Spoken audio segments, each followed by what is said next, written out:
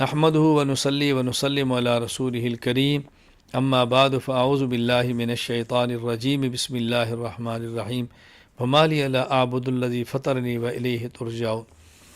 حضرت حبیب نجار کی بات کا ذکر چل رہا ہے کہ انہوں نے قوم کو سمجھایا کہ تمہیں باز آنا چاہیے، تم نبی کی تکذیب نہ کرو۔ خیر قوم نے ان کو شہید کر دیا، یہ جنت میں چلے گئے۔ قیل ادخل الجنہ قال یا لیت قومی یعلمون، ان کو حکم ہوا کہ تم جنت میں داخل ہو جاؤ۔ دخول جنت کا معنی چونکہ قبر جنت کا باغ ہے، جنت میں مومن کے لیے قبر میں مومن کے لیے جنت کا دروازہ کھل جاتا ہے، فیاتیہ من طیبھا وروحھا، جنت کی خوشبو ہوا وہاں پہ آتی ہے، اس لیے اس کو جنت سے تعبیر کر دیا گیا کہ تم جنت میں داخل ہو جاؤ۔ حبیب نجار نے خواہش کیا کاش میری قوم آج میرے مقام اور عزت کو دیکھتی جو مجھے اللہ نے دیا ہے، اور یہ بھی کلمہ پڑھ کے نبیوں کی تصدیق کر دیتی۔ وما انزلنا على قومه من بعده من جند من السماء وما كنا منزلین۔ اللہ تعالیٰ فرماتے ہیں کہ جب قوم کی سرکشی میں اضافہ ہوا، اللہ نے ان کی ہلاکت کا فیصلہ فرمایا، اور جب بھی اللہ کسی قوم کو ہلاک فرمانے کا فیصلہ فرمانا چاہیں تو آسمان سے فرشتے نازل کرنے کی ضرورت نہیں پڑتی، ایک ہی فرشتے نے چیخ ماری پوری بستی تباہ و برباد ہوگی۔ اللہ تعالیٰ تو فرشتوں کے محتاج بھی نہیں۔ الیوم نختم علی افواہہم وتکلمنا ایدیہم وتشہد ارجلہم بما کانوا یکسبون۔ قیامت کے دن جب حساب کتاب کا معاملہ ہوگا، کفار اس وقت اپنے شرک اور کفر کا انکار کریں گے، وما کننا مشرکین، ہم تو مشرک نہیں تھے۔ اللہ تعالیٰ اس وقت ان کے منہ پر مہرے لگا دیں گے اور ان کے ہاتھ اور ان کے پاؤں گواہیاں دیں گے جو گناہ اور جرائم ان نے کیے تھے۔ وما علمنا الشعر وما ينبغي له ان هو الا ذکر وقرآن مبین۔ جب یہ مشرکین کہتے پیغمبر کی شاعرانہ باتیں ہیں، خیالی باتیں، قصے ان کہانیاں ہیں، اللہ فرماتے ہیں ہماری پیغمبر کی شان کے لائق شاعری نہیں ہے، نہ یہ خیالی باتیں کرتے ہیں، نہ شاعرانہ باتیں کرتے ہیں، یہ قرآن ایک حقیقت ہے جس کو نبی بیان کرتا ہے۔ اولم یر الانسان انا خلقناه من نطفہ فاذا هو خصیم مبین۔ مکہ مکرمہ میں عاص بن وائل ایک مشرک تھا، اس نے بوسیدہ ہڈیاں لی اور اللہ کے نبی صلی اللہ علیہ وسلم کو کہا، اس کو ریزہ رجا کیا کہ اس کو اللہ دوبارہ اٹھائیں گے۔ اللہ فرماتے ہیں کہ اپنی خلقت کو بھول گیا ہے، تخلیق کو بھول گیا ہے۔ ہم نطفہ سے ایک انسان کو پیدا کرتے ہیں، تین بوسیدہ ہڈیوں سے انسان کو پیدا کرنا کیا مشکل ہے؟ تم دیکھتے نہیں ہو سبز درخت کی ٹانی کو ٹہنی سے مارتے ہیں، اسے آگ نکال دیتے ہیں، تو انسان کو پیدا کرنا کیا مشکل ہے؟ سورۃ الصافات، اس سورت کے شروع میں والصافات صفا، اس مناسبت سے سورت کا نام سورہ صافات ہے۔ والصافات صفا فالزاجرات زجرا فالتالیات ذکرا۔ یہاں اللہ تعالی نے فرشتوں کی قسمیں اٹھائی ہیں۔ کون سے فرشتے؟ نمبر ایک، جو صفیں باندھ کے کھڑے ہیں، جو ان فرشتوں کی جو ڈانٹ ڈپٹ کرتے ہیں، فالتالیات ذکرا، جو تلاوت کرتے ہیں۔ تو یہاں بتانا مقصود ہے کہ مشرک بعض فرشتوں کو اللہ کی بیٹیاں کہتے ہیں، ان کی عبادت کرتے ہیں۔ اللہ فرماتا ہے وہ تو خود اللہ کے سامنے سب بستہ کھڑے ہیں، اللہ کے حکم کے پابند ہیں، ذکر کرتے ہیں، تلاوت کرتے ہیں، تم ان کو خدا کس لیے بناتے ہو؟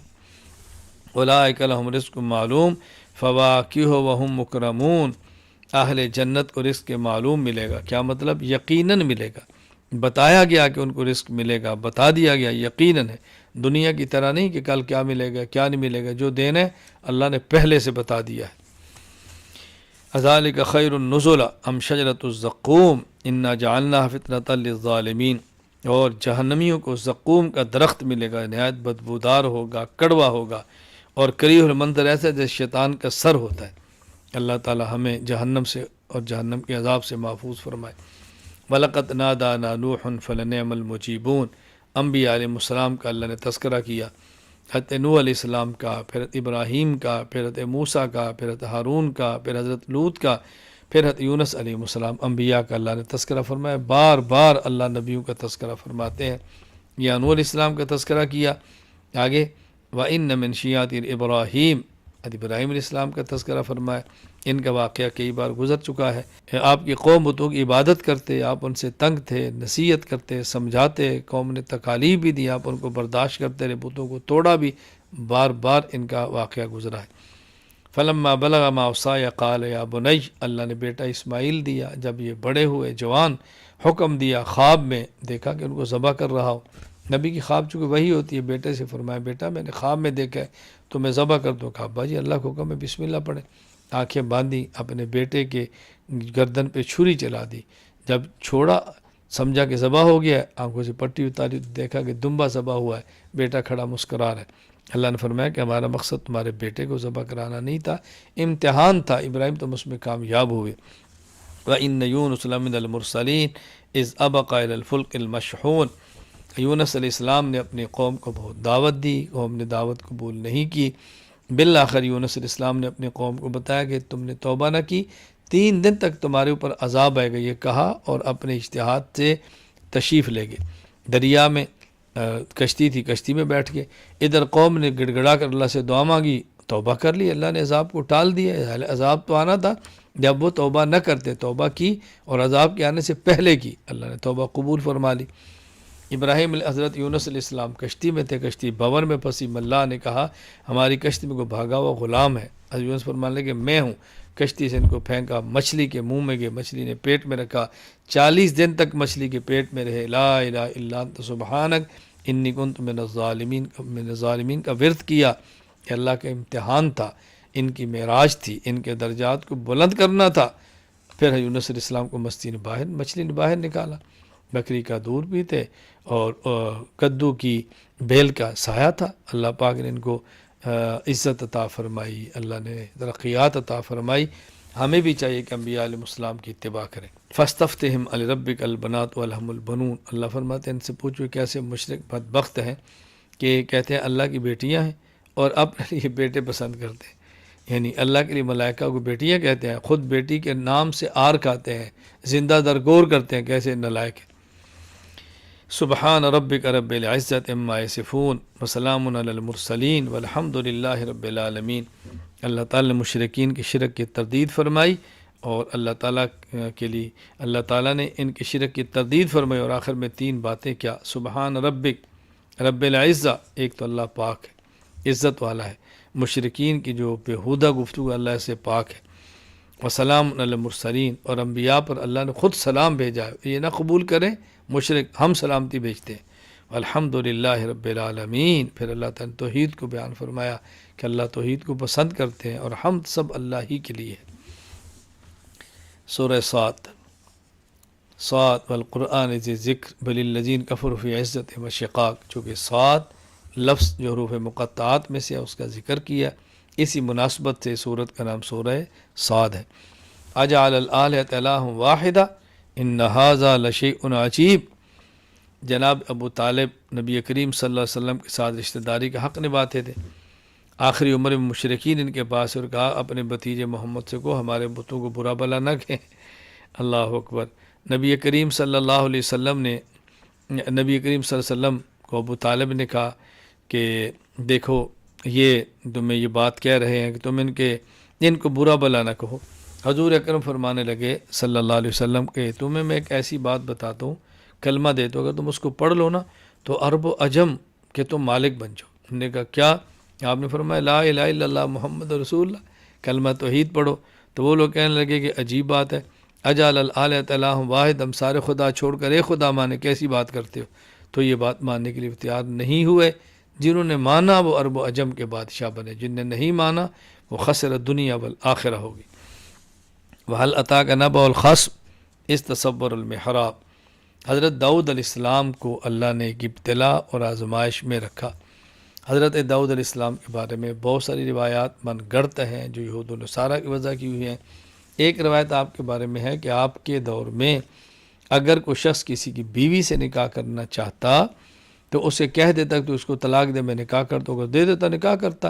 تو بعض ایسے اقوال ملتے ہیں کہ داؤد علیہ السلام ایک عورت جو نہایت سمجھدار تھی، چاہتے تھے اس سے نکاح کر لیں، تو اس کو شوہر سے کہا کہ اگر تم طلاق دو تو میں اس سے نکاح کر لوں۔ اب یہ جائز تھا، لیکن پیغمبر کی شان کا تقاضا، پیغمبر کی عظمت کا تقاضا، ممکن ہے یہ ہو کہ ایسا نہیں ہونا چاہیے۔ اللہ تعالیٰ کو یہ بات ناپسند آئی، اللہ تعالیٰ نے امتحان آزمائش میں ڈالا۔ آزمائش کیا تھی؟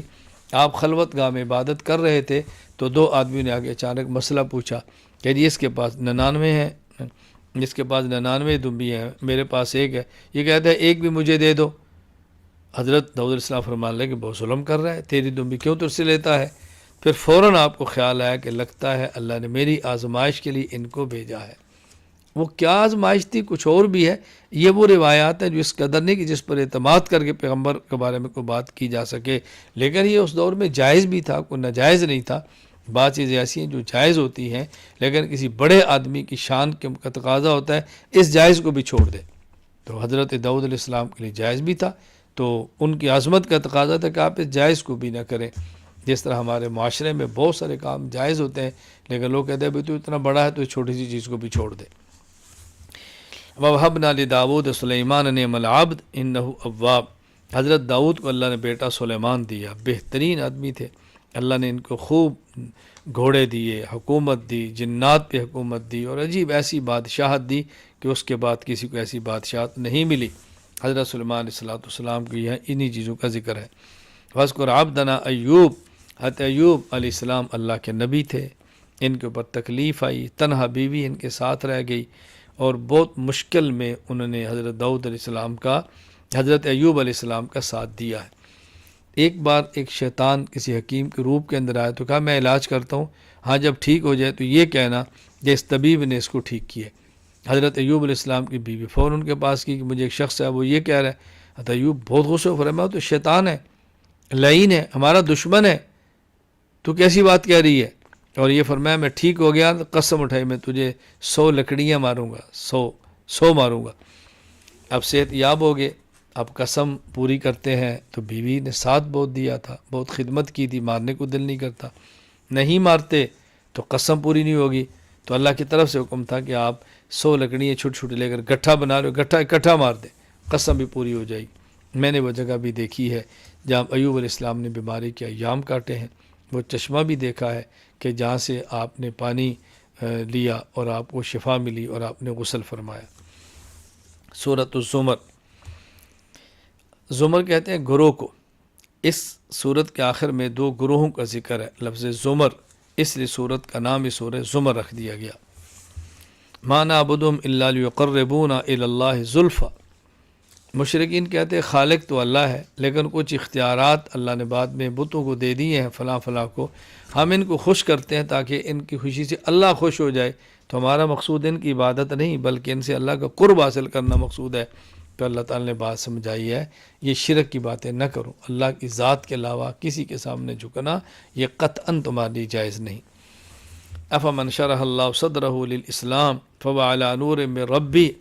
اللہ تعالیٰ فرماتے ہیں وہ شخص جس کے سینے کو اللہ اسلام کے لیے کھول دے اور اللہ کی طرف سے علم اور نور پر ہو، کیا ان جیسا ہو سکتا ہے جن کے دل تنگ ہیں اور شریعت کو نہیں سمجھتے؟ دونوں میں برابری نہیں ہے. اللہ پاک ہمیں شرح صدر عطا فرمائے. ایک حدیث پاک میں کہ شرح صدر کا کیا مطلب ہے؟ صحابہ نے پوچھا، آپ کو جواب ملا کہ اس بندے کے قلب کو اللہ وسیع فرما دیتے ہیں، احکام شریعت کو سمجھنا، اس پر عمل کرنا اس کے لیے آسان ہو جاتا ہے. اللہ تعالی ہمارے لیے احکام شریعت کو سمجھنا اور اس پر عمل کرنا آسان فرما دے. ضرب اللہ مثلا رجلا فیہ شرکاء متشاکسون ورجلا سلما لرجل هل یستویان مثلا. اللہ فرماتے ہیں کہ دیکھو مشرک اور موحد کی مثال کیا ہے. اگر ایک غلام اور اس کے کئی آقا ہو یہ مشرک ہے، اور اگر ایک شخص ہو جس کا ایک ہی آقا ہو یہ مثال موحد کی ہے. تو تم بتاؤ کہ بہتر کون ہے؟ ایک غلام جس کے کئی آقا ہوں، کبھی اس کی بندگی کبھی اس کی بندگی، کبھی اس کی اطاعت کبھی اس کی اطاعت، کبھی اس کی مانے کبھی اس کے مانے، پھنسا رہے گا، کتنا پریشانی کے اندر مبتلا ہوگا. فرمایا جس طرح مشرک کئی خداؤں کو مانتا ہے ایسے ہی ہے جیسے ایک غلام کے کئی آقا ہو، اور وہ شخص جس کا ایک آقا ہو ایسے جیسے موحد جو ایک خدا کو مانتا ہے. اللہ تعالیٰ میں شرک سے بچائے، اللہ توحید کی نعمت عطا فرمائے، اللہ تعالیٰ توحید پر ہی موت عطا فرمائے. وآخر دعوانا الحمد للہ رب العالمین.